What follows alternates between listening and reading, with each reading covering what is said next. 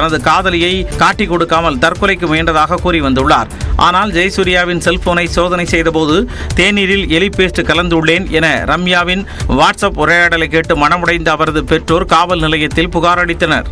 அதன் பேரில் வழக்கு பதிவு செய்த காவல்துறையினர் ரம்யா மற்றும் அவரது குடும்பத்தினரை தேடி வந்தனர். இந்த நிலையில் கெடிலம் அருகே தங்கியிருந்த ரம்யாவை காவல்துறையினர் கைது செய்தனர். சமூக வலைதளங்களில் அவதூறு மட்டுமே பரப்புவதாக பாஜக தமிழக தலைவர் அண்ணாமலையை அமைச்சர் தங்கம் தென்னரசு விமர்சித்துள்ளார்.